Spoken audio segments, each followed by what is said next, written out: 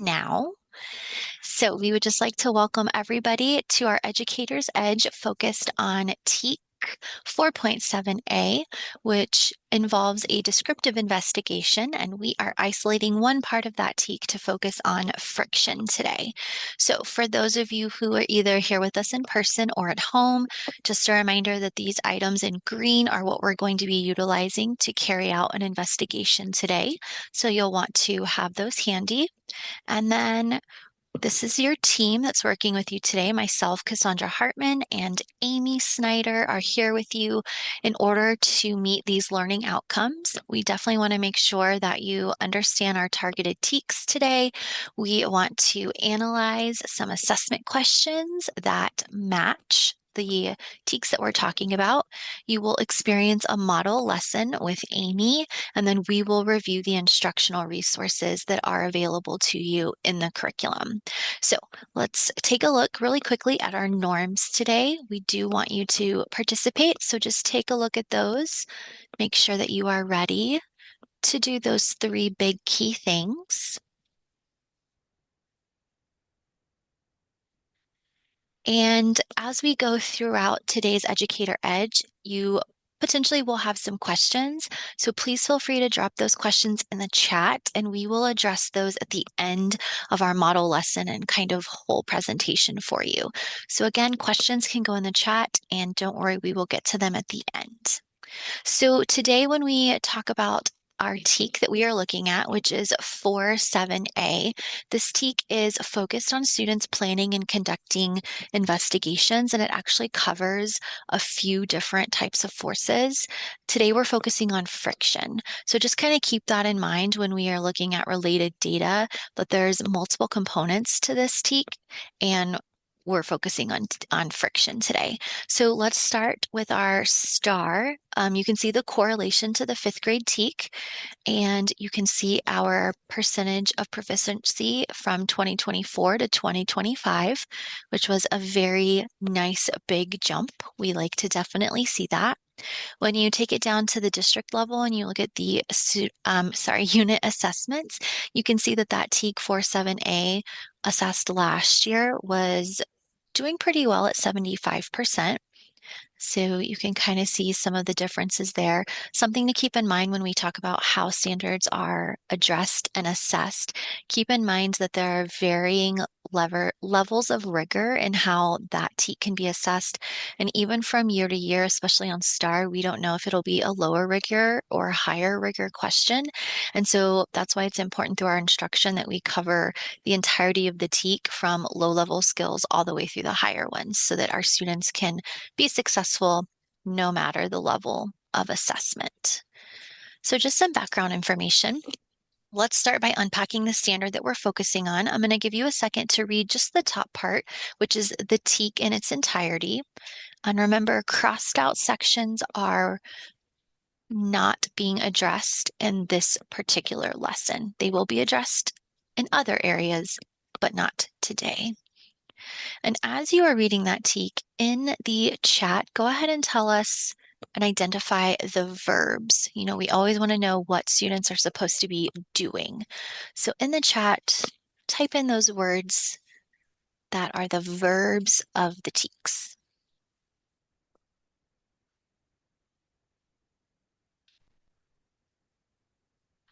Plan and conduct, explore, plan and conduct, plan, conduct, explore. Yes, all of those. You guys are right. Students actually have a heavy load in this TEAC. They're planning something, they're conducting it, and that leads to them exploring. So definitely a heavy TEAC. What about the content?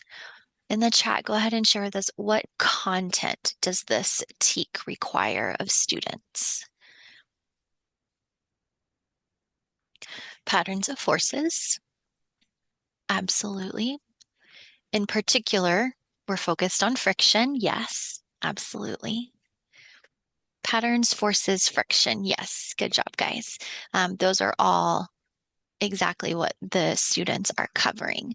So In pink, you see the verbs. In green, you see the content. Now that you have the TEK in its entirety, look at that second part, which is the learning target. Remember, the learning target helps kind of break down the TEK into something that students and teachers can work with in a little bit more of a friendlier fashion. So I want you to just read that learning target that we've partnered with the TEK. And as you're reading that learning target in the chat, we'd love for you to share with us, how do you think this particular learning target supports the TEK?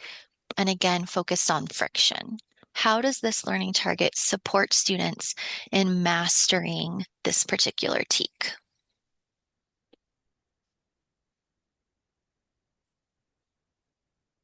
And again, you can just type your response into the chat for everyone to see.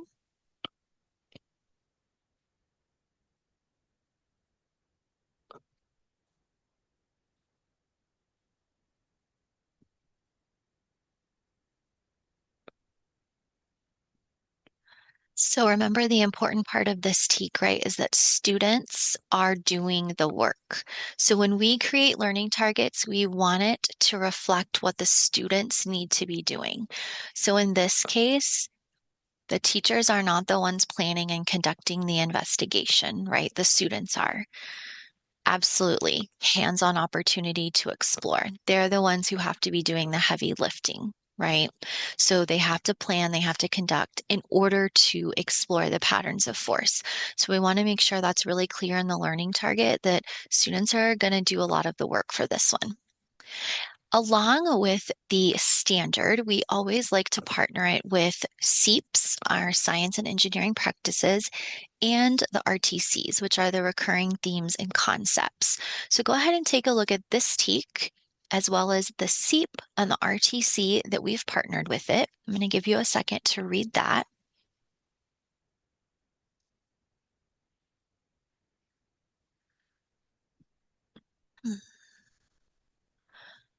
And hopefully, as you've read that, you can see how well these SEEPs and RTCs partner with the TEK. So in order to learn the content, students are going to use the SEEP, which is planning and conducting investigations, which you can see in pink matches the first part of that TEK. And then you can see that part of the content is students identifying patterns of forces. And that is an RTC, identify and use patterns to explain the phenomena. In this case, the phenomena is friction. And so you can see that when these partner up, you can clearly see what students are doing, how they're doing it, and then why they're doing it. And of course, the why is the content itself. So now that we have a really clear understanding of the standard, we always want to be cognizant of how our students are moving from a hands-on investigation into assessment type questions. The reality is they are often assessed on flat kind of versions, right? This is a question that comes from one of our unit assessments. I'm going to give you just a second to take a look at that. And I want you to look at this question from the lens of, if I know that this is an ending assessment question, how will this impact my instruction? And so go ahead and feel free to type in the chat what your thoughts are in regards to how does this type of question impact the instruction that you will do with your students.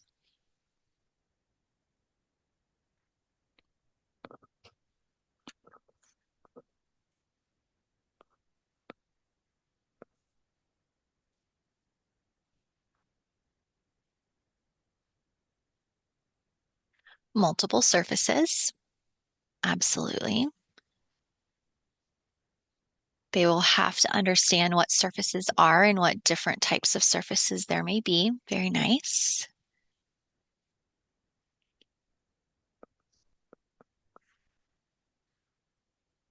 We want to keep in mind that in order for students to plan and conduct investigations, part of that process is knowing what the guiding question is.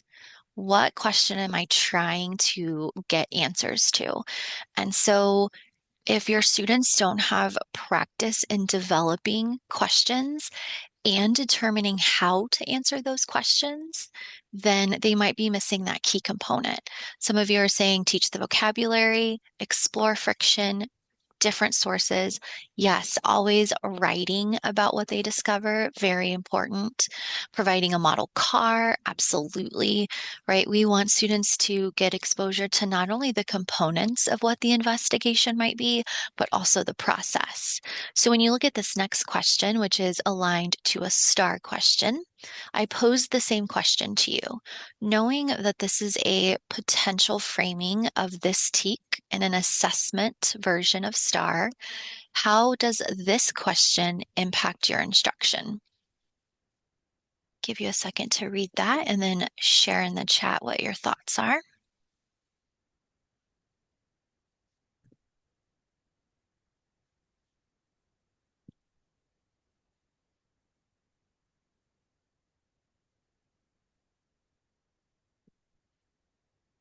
Again, yes, exploring different types of surfaces.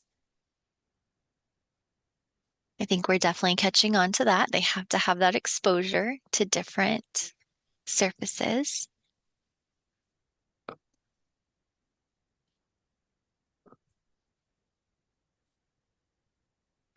Notice that both of these questions, exactly, they have to have the hands-on time to do it, right? Everything cannot just be a teacher model where students are watching and going through it. They have to be able to have the opportunity to plan and conduct these experiments so that they understand how an investigation answers a question. And so all of those include exploring different resources. How is friction a force? They need to get the exposure themselves of doing that. Exactly. So as you guys are going through, just kind of keep that in mind. What is the end result? And how do I move my students from understanding things through a hands-on investigation to understanding it in what you see here as multiple choice questions? Always something important to consider. So now we are going to move over to Amy, who is going to walk through a model lesson with you guys. Amy? Hey everyone, so I'm going to go through the model lesson with you today. And just so you know, for background, we had you all bring the script for the Exemplar 5E, Plan and Conduct Descriptive Investigations for Friction. So I'm going to really focus the model lesson around the Explore portion. And so we talked a little bit in Cassandra's part about how it's a really challenging TEK in a sense that students are expected to plan and conduct these investigations. So the way that we wrote it out in our 5E is through a gradual release. So it's an I do, we do, you do. And so with your students, you'll model that process. That way it takes something challenging like planning and conducting their own investigations. You do the I do, which is teacher-led, and then the we do, where you're really guiding your students with their support and doing it together. And then they're able to do their own investigation, answer their own guiding question, all around friction. And so just like you mentioned in the chat, they have exposure to a bunch of different surfaces and different materials that they can use so that they're really aligned to the TEK. So for today's model lesson purposes, again, we're focused on the I do and the we do. So I do, I'm going to be the teacher. So in that part, I'm really modeling all of the thinking that goes into the process of the descriptive investigation. And then the we do, that's where I'm going to have you participate as your students. And we had you bring the sandpaper and the notebook. So we'll get into that part here in a little bit. So your two guiding questions, so for the I do is going to be how do different surfaces affect the distance a ball rolls? And then for the we do, which is the part that you're going to participate in, the guiding question is how does surface texture affect the force needed to move a notebook? So those are our two guiding questions, both centered around the effects and the patterns of forces specific to friction. So our science and engineering practices that we're covering as we're going through this lesson is we are planning and conducting descriptive investigations, and we are going to be collecting observations as we explore these phenomena and looking at the cause and effect relationships between how friction affects these materials and affects the motion of the objects. So I'm going to start off with our engage first. So we're going to introduce students with a phenomena. So I'm going to show you a video first.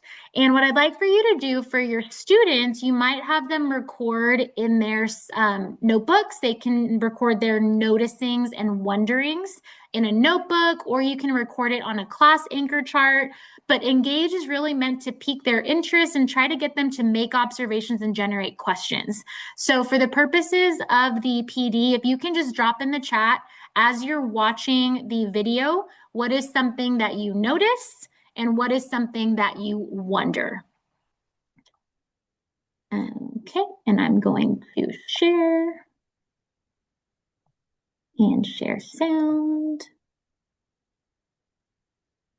Okay, so again, in the chat, you're going to type what is something you notice and what is something you wonder.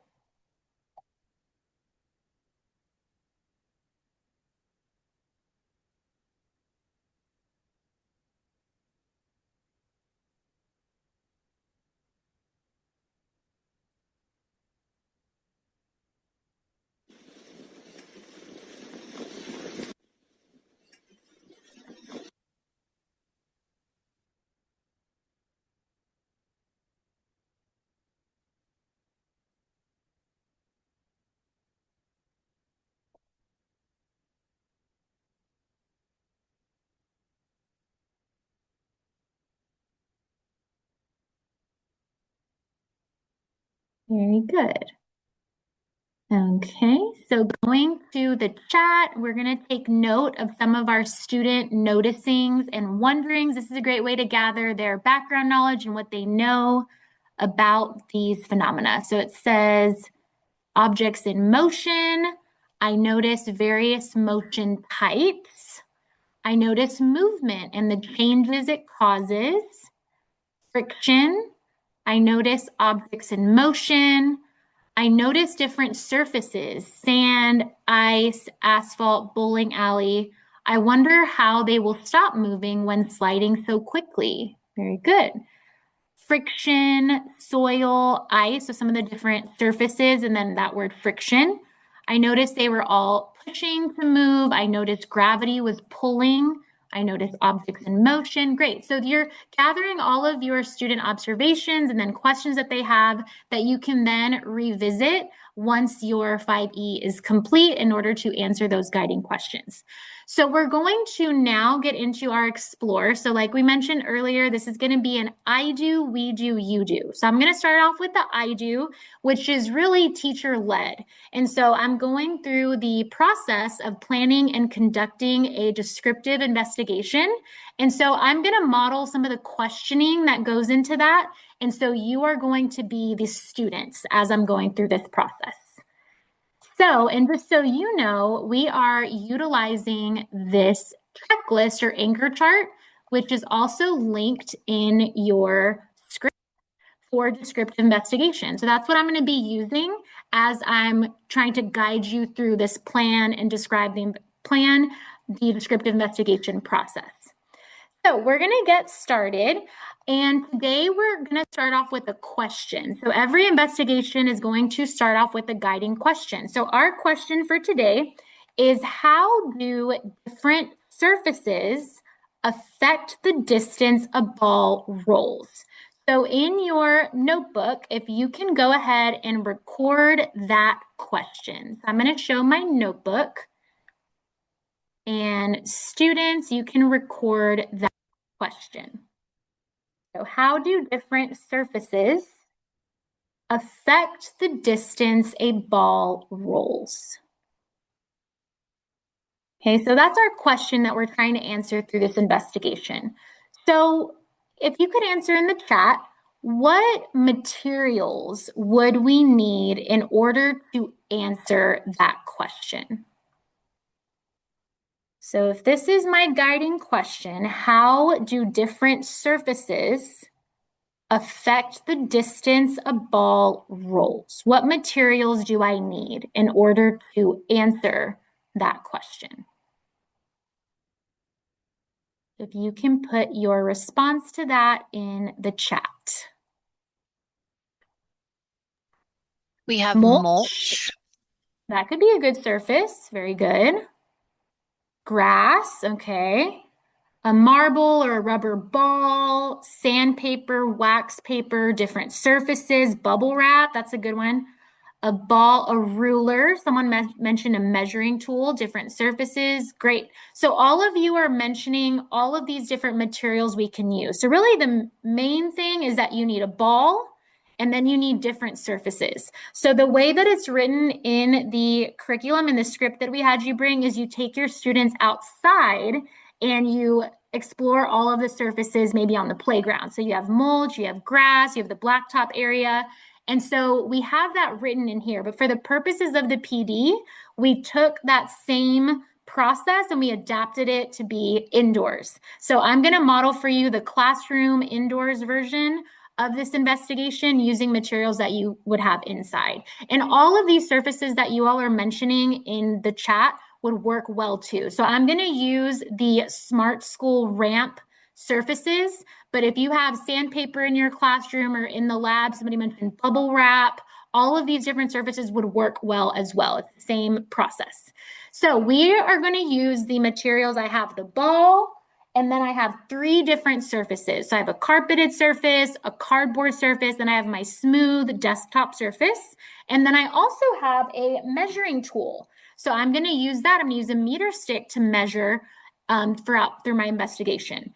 So how should I set up or organize the materials? So now I'm going to show you, these are my different surfaces. So I'm going to switch my view now. Can you see? Okay. Okay. So this is going to be my setup, and I have two different anchor charts. So this is the data collection for the outside version, and then this is my data collection for the inside version. So just so you all know, and then these are my three surfaces. So as far as how I'm going to organize my materials is I'm going to have my ball, and then I have my three different surfaces. So I have a carpeted surface, a cardboard surface, and then my smooth desk surface. And then I have my measuring tool, my meter stick. So what I'm going to do is I'm going to apply a force to the ball, right? I'm going to roll it across the three different surfaces. Now it's important that I try my best to keep the amount of force applied the same for each one because we want to really focus on the effects of the surface itself, right? So I'm going to start all of the three at the same spot. So my starting point is the same, and I'm going to try my best to apply the same amount of force. So I'm going to do that by applying like a flick motion to the ball, and then I'm going to measure my distance that the ball traveled. So how might I organize that in my data? How would I organize it in my data? Okay, so if you can respond in the chat, so how might we organize that in our notebook to collect data? So what data would we need to collect? Ball, different surfaces, measurement. Very good. So we would need to record the type of surface. So we have a carpet, cardboard, and a desktop. Sorry, the desktop. And then also trial, very good. So in science, we always want to repeat our experiments in order to increase the accuracy or reliability of our data. So we're going to do 3 trials for each of the surfaces. And then we're going to record the distance that the ball traveled. So this is how our data collection is going to be set up. So I'm going to go ahead and get started. I'm going to record my data on the anchor chart as well. Switch my view here. Okay. All right, so I'm going to start with my carpeted surface, and I have my measuring tool. Again, I'm trying to apply about the same amount of force each time. Okay, so the first trial with the carpeted surface, the ball moved about 17 centimeters. You can record that in your data table, 17 centimeters. Okay, I'm going to go again. Okay, This time the ball traveled about 19 centimeters.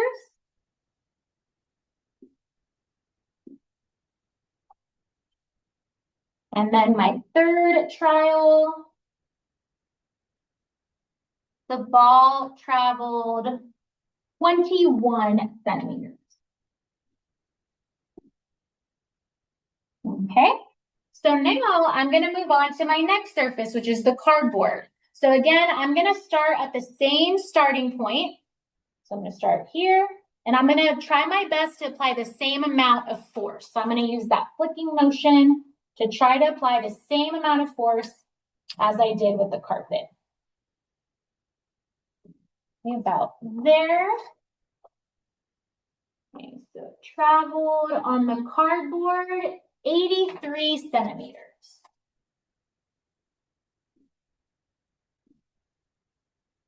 Okay, trial one. And again, try to apply the same amount of force. Okay. That one did not go as far. That one went 41 centimeters.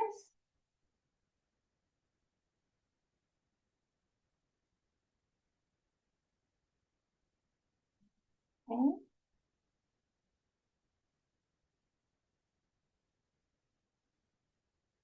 And that one, it stopped around here and then kept going, but it went backwards a little bit. And that's something you can discuss with your students too, is the variables and some that can happen in science as we are collecting this data. So it started going backwards about right here. So 90 centimeters. And then on the desktop, so for the purposes of the PD, y'all can see I added another table because I know that it's going to go farther, but the students could measure this also just on their classroom floor in the hallway as well to get that completely smooth surface because it's likely going to go off the table and onto the next one and hit that next table and go up. So just so you know for background, but we're going to test it anyway and see.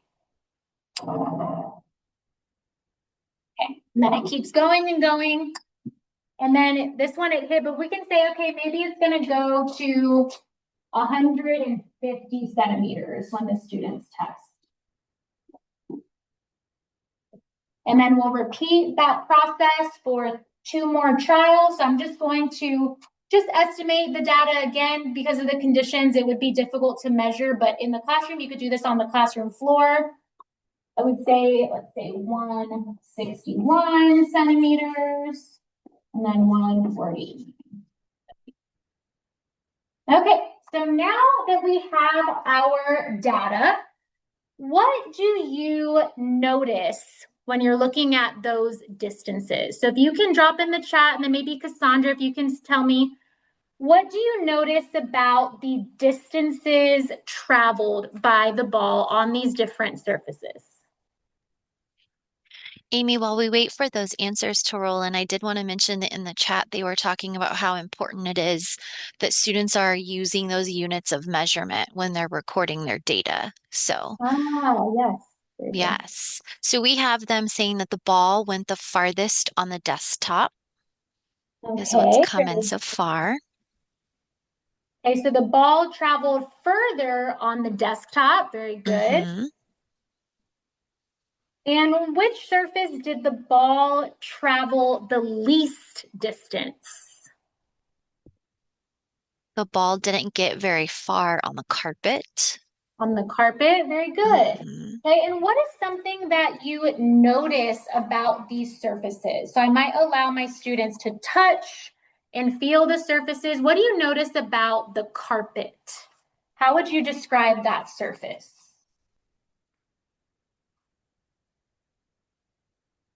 The carpet is rough and bumpy. Okay, the carpet is rough and bumpy. Very good. What about the desktop? So you said that the desktop, it traveled the farthest. How would you describe that surface? So they said the carpet is rough compared to the smooth desk. Very good. So the desktop is smooth, right? So we said, okay, the carpet is rough and the desktop is smooth. And we know that the ball traveled farther on the smooth surface than it did on the rougher surface. Very good. And really, the reason why for that is something called friction. So, friction is a force, and that force really goes against motion. So, it goes in the opposite direction. So, materials that are more rough, they have more friction. So on your notebook in your data, you're going to write that down. Rough is more friction.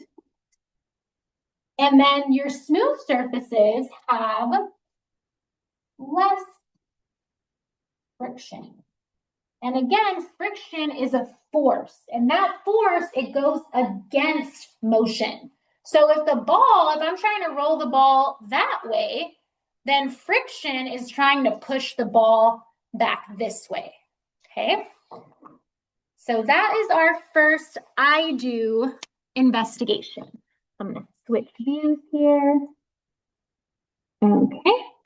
Okay, so now that was the I do. So as you can see for that part, I really modeled all of the thinking. So I asked the students questions and they may respond, but really I was answering a lot of my own questions as I was going through that investigation.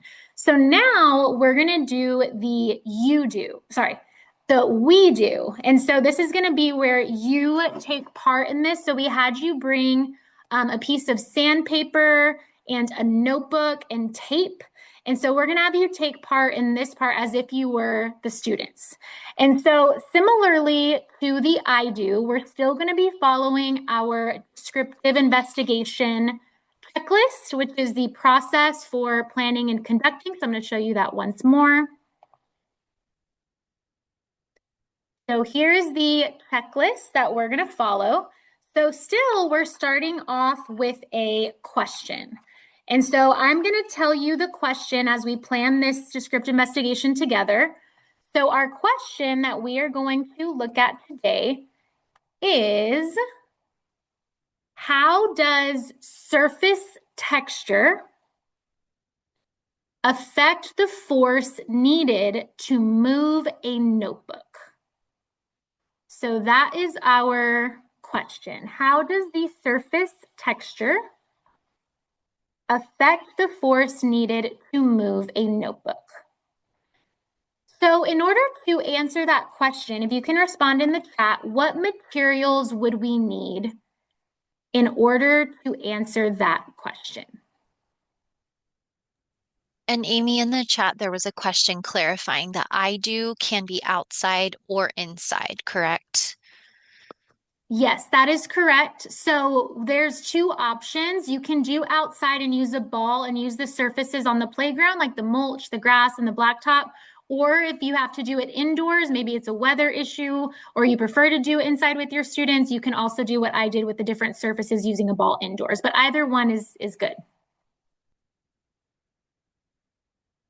Okay, so with this question, how does the surface texture affect the force needed to move a notebook? So what materials would we need in order to answer that question?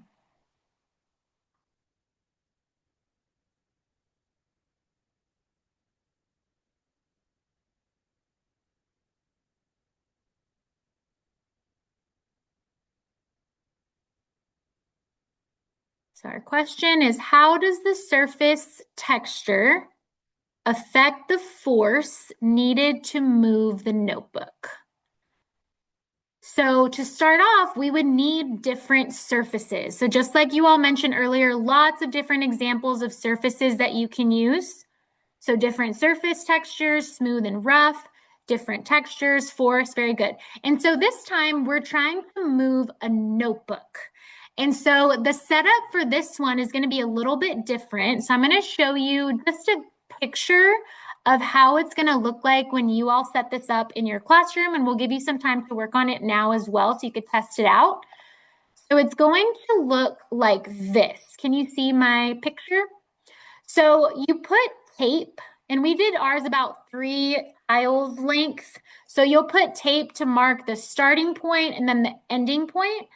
And then your surface would go in the middle. So we tape down sandpaper and we had y'all bring sandpaper. So you'll tape that down as well. And your goal is you're going to try to push your notebook across the surface so it goes over that sandpaper. So your goal is to get it from the start to the end line. And as you're collecting your data, right, you want to think about, how does surface texture affect the force needed to move a notebook? So what data might we collect in order to answer that question? So what would we record in our notebooks to answer that question?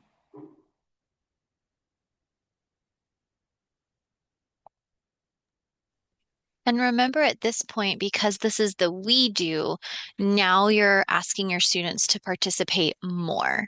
Whereas in the I do, Amy just kind of led the way. Now we're saying, students, we want you to participate and start providing answers and thinking through these things.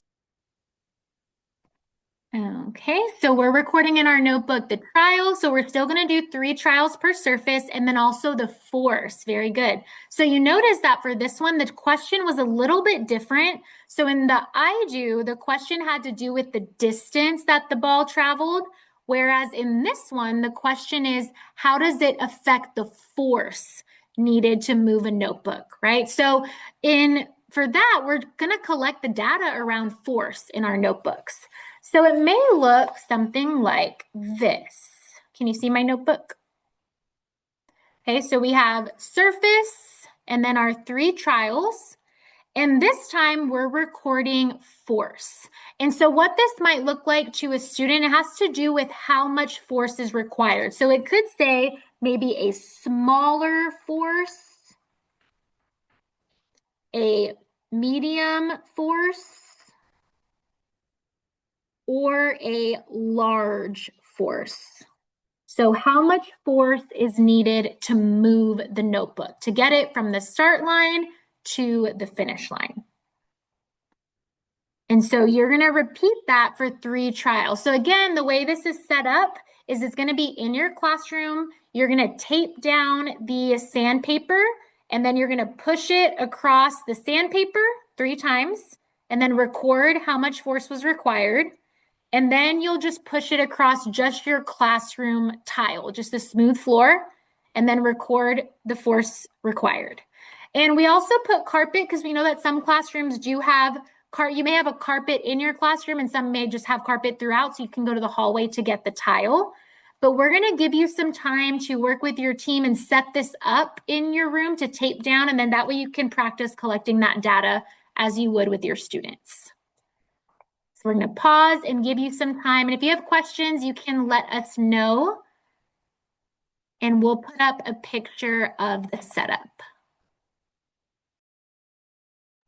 And Cassandra, you can highlight people too if you see that they're setting it up in their classrooms now with the teams. Yes, ma'am.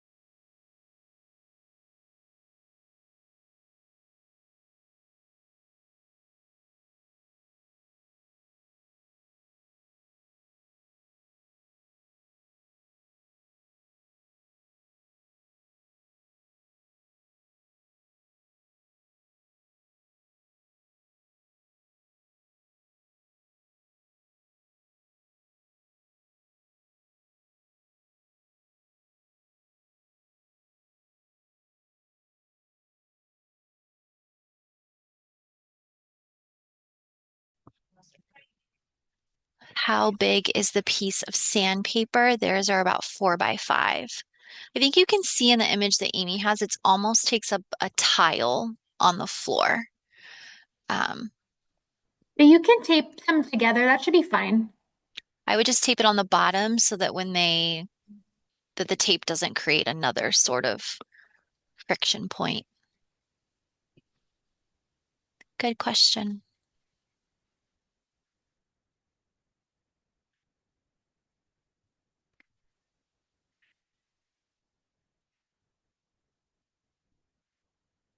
Is anyone having success that they can show us?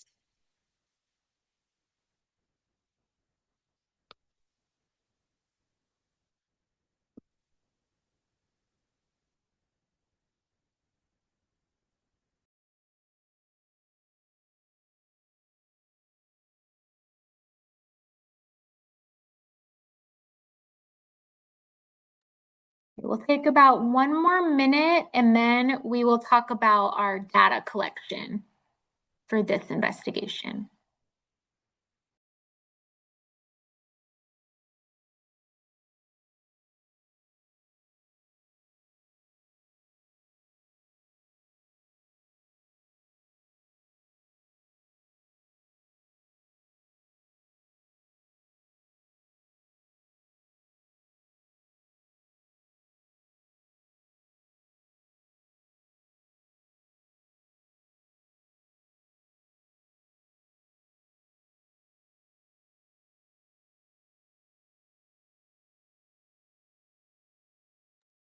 Okay, so let's take a look at our data that you collected for that part of the investigation. So let's talk about the sandpaper versus the tile.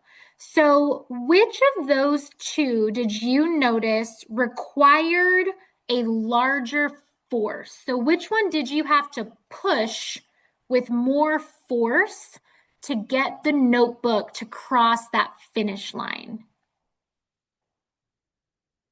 The sandpaper. Okay, so this one, where the consensus is that the sandpaper required more or a larger or greater force than the tile. Okay, so the tile required a smaller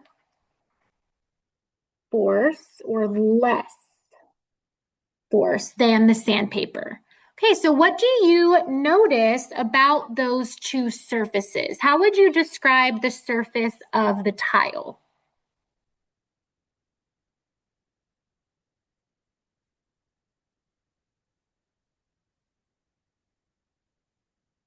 So we know the tile required less force to move. How would you describe the tile? Smooth. Very good. The tile is smooth. How would you describe the surface of the sandpaper? More rough. Very good. And what about, and some of you may have had carpet and some may not, but if we had to compare carpet, students may find that that maybe was maybe in the middle, depending on how fuzzy the carpet is, right? Maybe it's in the middle. So someone put gritty for sandpaper. Very good. So if we're looking at our data, we can conclude that maybe smoother surfaces require less force to move, and more rough or gritty surfaces require more force to move them, right? And that's because of friction. And so we showed yesterday when we were doing our experiment with the ball, we talked a little bit about friction, remember? So friction is a force, and we know that friction occurs in the opposite direction of motion. So if I'm trying to push the notebook in one direction, friction is pushing it in the opposite direction, right? So of those two surfaces of the sandpaper or the tile, which one has more friction?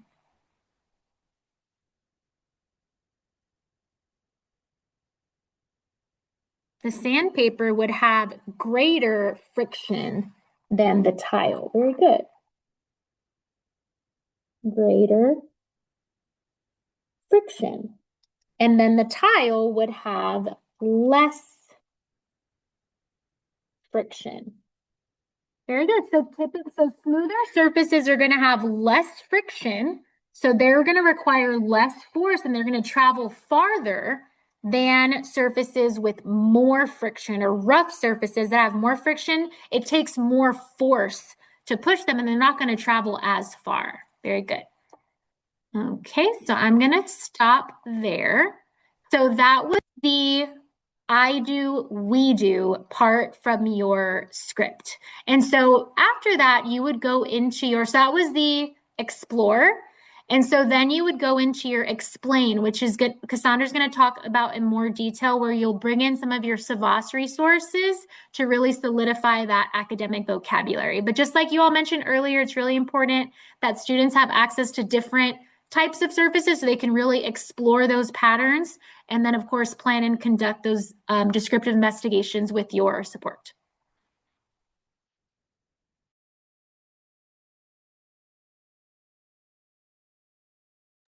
Okay, so we are going to kind of think through the model lesson that you saw Amy do.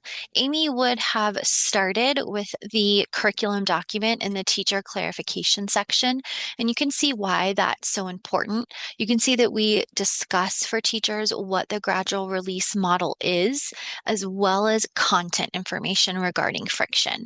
And so, in order to prep for her lesson, Amy would have revisited the gradual release model, make sure that she understands what takes place at each of those levels. And then, of course, friction, making sure that the content knowledge is there. From there, in order to prepare her lessons, Amy would have moved into the resource section of the curriculum document. So here is a literal snippet from the curriculum document. You'll see the learning target is listed at the top, and then you'll see that we have this exemplar 5E in order to plan and conduct the descriptive investigation for friction. So a couple of things to note, you'll see that there are some scripts which you can definitely use to help guide yourself through the different 5E components, especially if the content or even the descriptive investigation itself is something that's new to you or you have any uncertainty, that script can definitely help you. Then you'll see links for the different stages of the 5E framework, and you'll also see support videos. Remember that the support videos are for you as a teacher, not to be shown to students, but as kind of background information for you so that you know how to set it up, what it's going to look like, things to keep in mind, all of that type of stuff. And so then you'll also see that we have Savas resources linked as well. So in thinking about the model lesson that Amy did, for the Engage, she showed you a friction video, which going back to our resources, you can click right there on that Engage, and that's going to give you the resource video.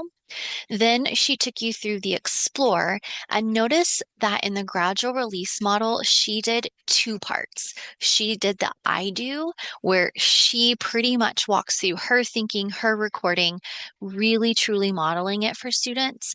And then the we do, which again is where she's still leading the way, but the students are taking more ownership and really participating in. Don't forget that we link a data dive in the resources as kind of a guide for not only you as a teacher, but there's also a student page, which you can see here on the screen to help students, again, just kind of a checklist of how do I analyze my data? How do I look at what I've collected and what I can say about it? So Amy took you through those parts. From there, like Amy said, you would move into the Savas stage or the explain stage, which is where we're going to utilize Savas. We really want to make sure that our kiddos have some really strong knowledge. And so Savas does a great job of exploring what friction is. They have a key ideas presentation as well as a key ideas video. And again, you'll focus on that friction component, that in contact um, with an object component, and that'll help provide the academic vocabulary and just some more information for your students to solidify what they experienced through the I do and the we do. From there, you move into the elaborate. And in the elaborate is where you're going to have students do the you do part. So explore was I as the teacher do it, then we do it as a group working together. After we've done some more explaining, now you're ready in the elaborate stage to do this on your own. So this is the one component of the gradual release model that Amy did not show you, but this is where students are truly going to do this on their own. Of course, you are there offering directions. Of course, you are there offering guidance as needed, but now students are going to conduct their own investigation. They're going to talk through ideas. What questions can I answer in this investigation? What do I need in order to pull out this descriptive investigation? And the anchor chart that Amy was referencing, you can see here, is also listed in the elaborate stage so that as my students are planning their own, they're checking, okay, I know what my question is. If this is my question, what materials do I need? How am I going to organize it? How am I going to collect data? And really takes them through that component. You'll see that we have different examples here.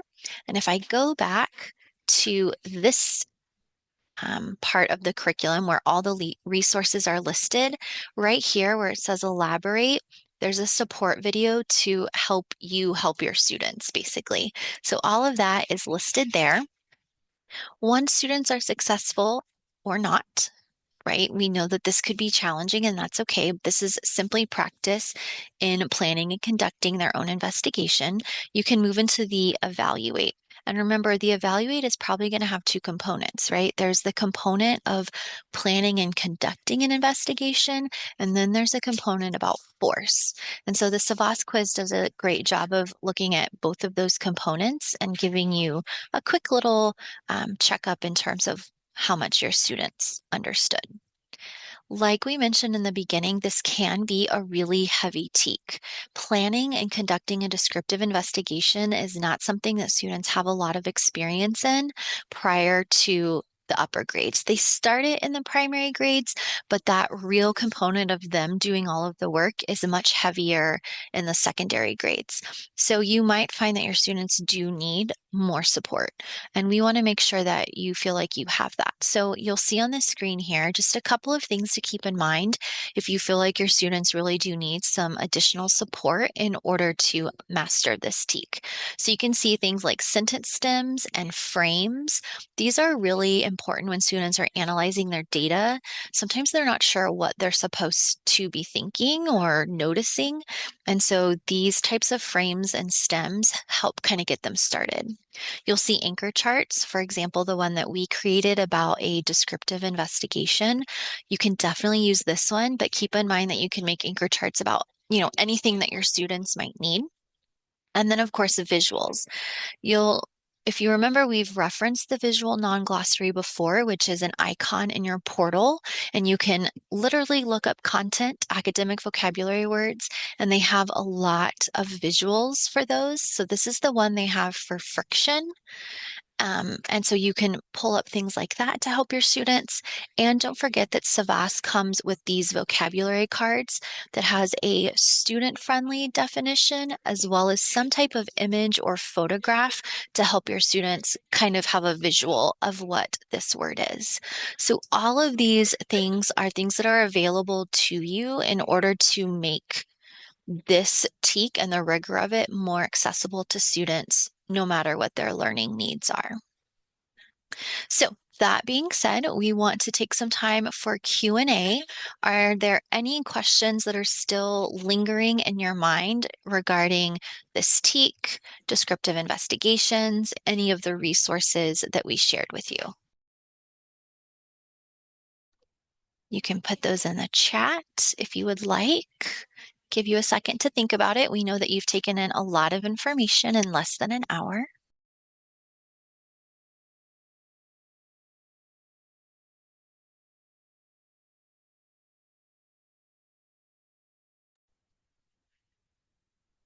Good. We're glad that you felt like the training was thorough. Give you another minute in case you're percolating on a question.